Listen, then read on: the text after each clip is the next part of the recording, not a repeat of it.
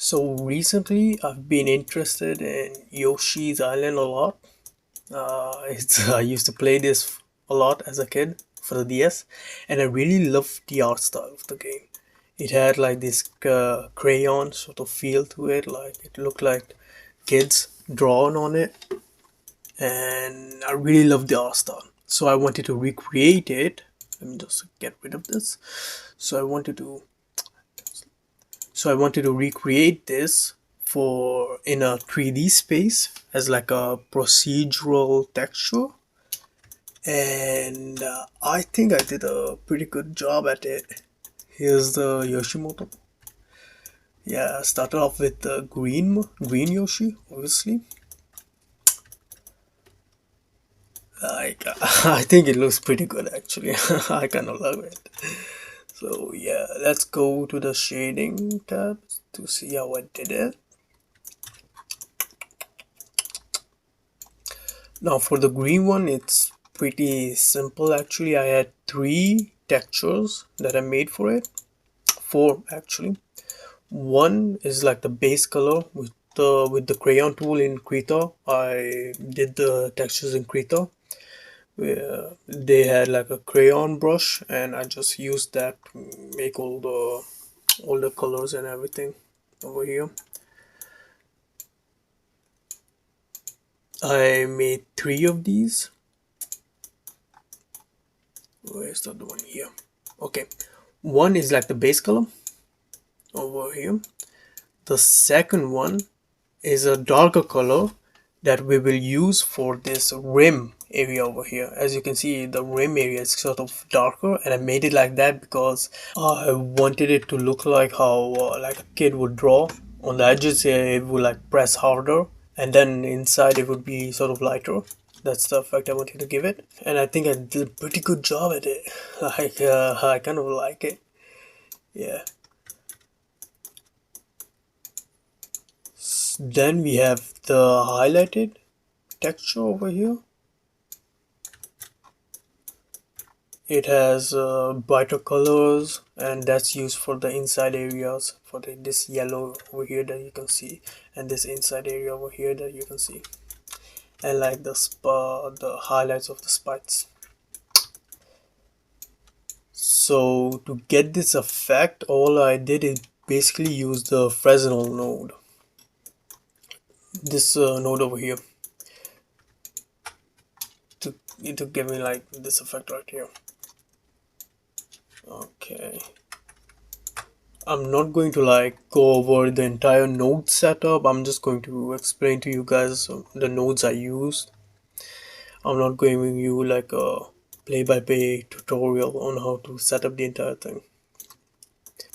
So let's start with the texture. And the texture is pretty simple. I took the base texture and the dark texture, those put them in the attach them to the mix node, and in the FAC I added the Fresnel node.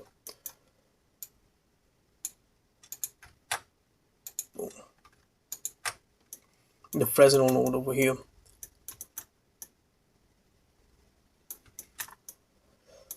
Now what the Fresnel node does is basically like tells the program where to put what texture. The white areas over here is where it's applying the dark texture. Meanwhile in the black areas it's applying the lighter texture. But if you do just that, it kind of looks flatter. Wait a second. It kind of looks flat. It doesn't really like follow the texture or anything, and that's where the crayon texture here comes into play. It sort of like breaks up the pattern and gives it a really nice texture, in my opinion. Yeah. Then the texture coordinate, I just put like the window thingy and attached it to the vector to tell it where to go and everything. I think it looks better without it actually. Yeah, it definitely looks better without it. Yeah, I'm just going to keep it like this actually. It looks better without the texture coordinate over here. I wonder if it's the same over here. If I get rid of this, does it look better? Mm, mm, not really. Yeah, I prefer this. Yeah, I definitely prefer this to have like the texture coordinate over here because it gives me like those lines that I really like. Yeah, then for the highlights, it's the same thing. This is the highlight, procedural node, texture, attach everything to the mix shader, and then put everything in the material output. So it's pretty straightforward. For the green Yoshi, it's the first one I did, but then I wanted to make all the other Yoshis. But I didn't want to like go on Krita and make like bunch of different textures because it was going to take a long time, and also these textures are like 2K 2K resolutions, so it was going to be really heavy on the system. If you have like 10 textures, how many Yoshis are there? 1 2 3 4 5 6 7 8 9 10. Yeah, it's like 10 plus three different textures, so it's like 30 extra textures, and I didn't want to like make 30 extra textures for that, so I did something different for the other ones. If we take the orange one over here, go on shading, this is like the entire setup for the orange one. It looks complicated, but it isn't really. What I did is I noticed that for the different Yoshis, the color, the underbelly color, and the spikes and the shell stays the same. Also, the eyes color, they are the same. The only thing that changes is the skin tone. Okay, so as I was saying, I noticed that the underbelly and the eyes, the spikes and the shell of the Yoshis are all the same. They're the same color. The only thing that changes is the skin tone and the boots. So all I had to do was make three textures for the skin and the boots, three separate textures. So it's like six textures in total for those, like the different highlights in gray, and then make another texture for the belly, which is over here. Then you just combine everything and you can like tell it what color to have. Okay. Okay, so I noticed that the underbelly of the Yoshis, the spikes and the shell are the same color. The only thing that changes is the skin tone and the boots.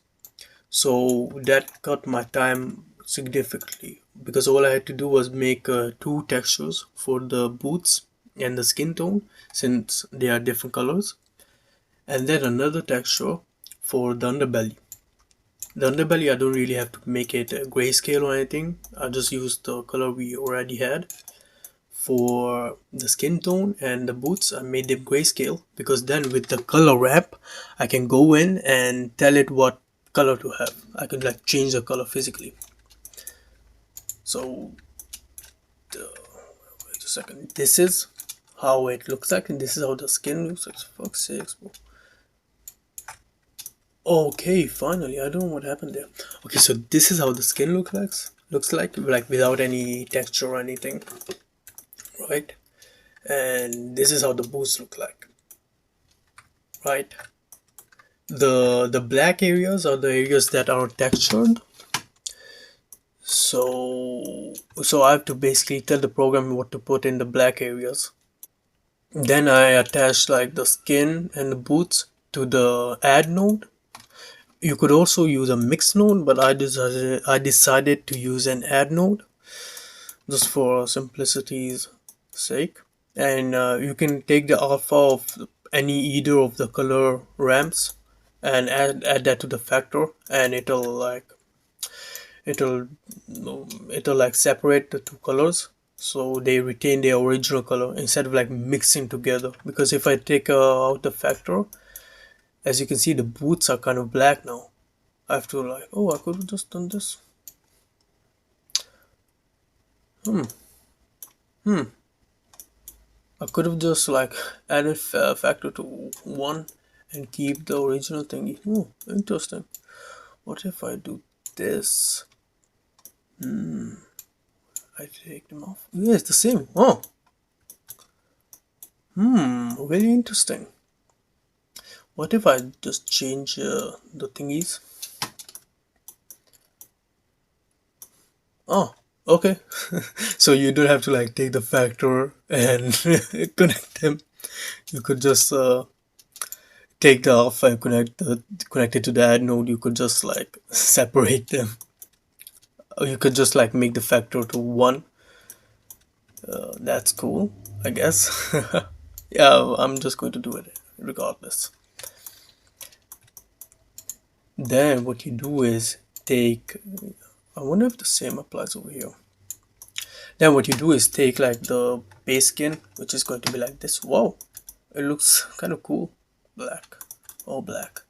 Yeah, you take the base, like the underbelly skin, and then do the same as you did with the boots, this time without the color ramp, and you add them together. Yo, huh? Oh, okay. So you don't really have to like attach the alphas. You can just take the factor and make it 1. What if I take out clamp factor? Really cool, huh? Well, oh, that's cool.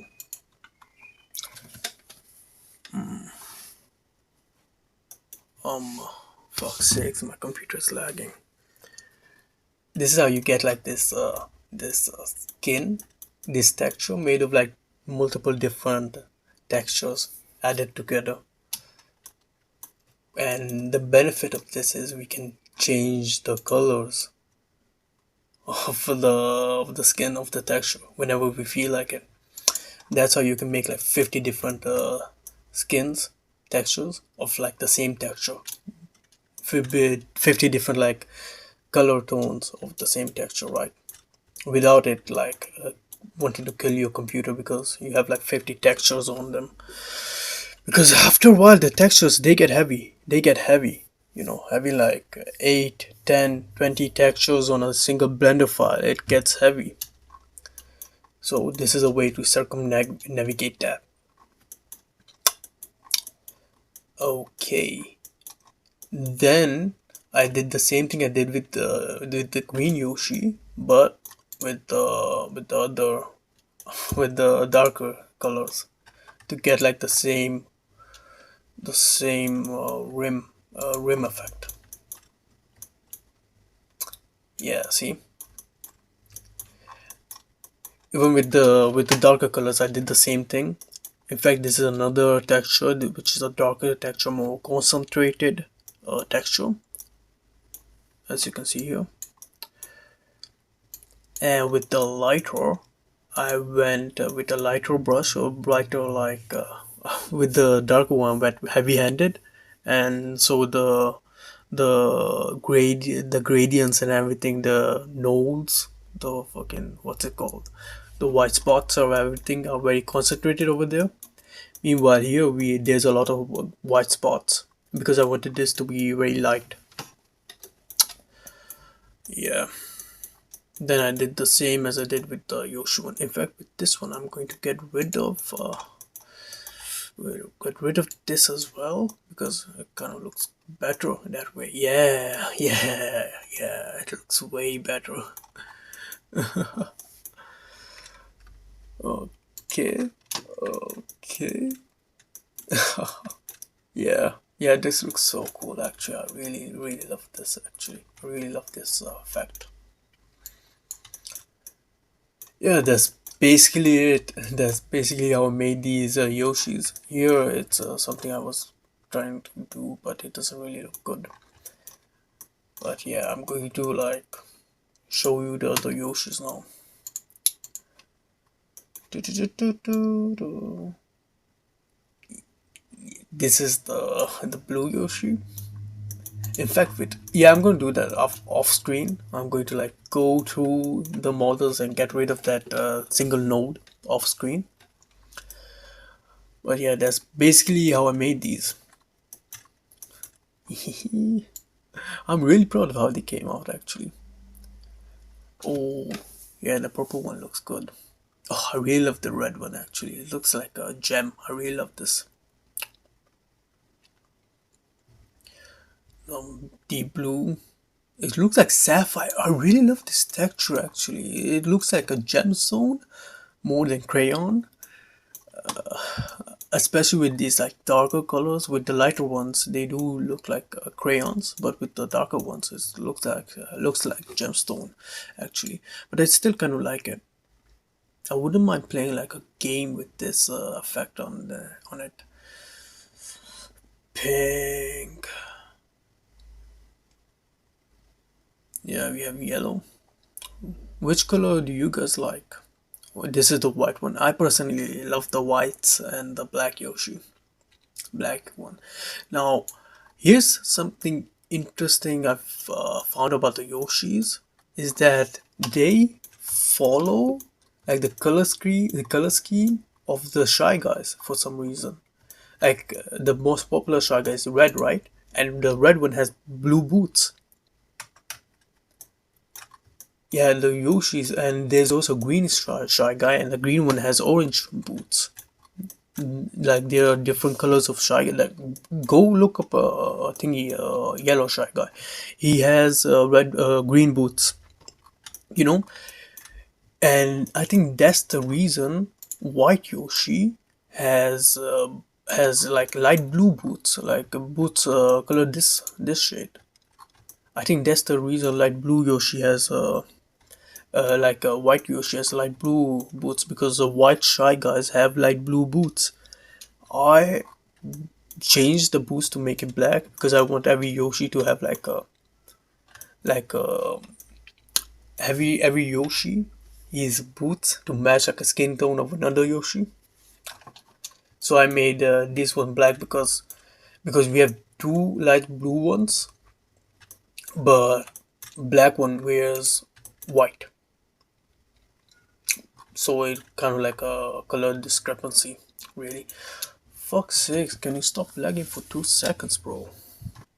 I really like how the black one came out actually. I really like it.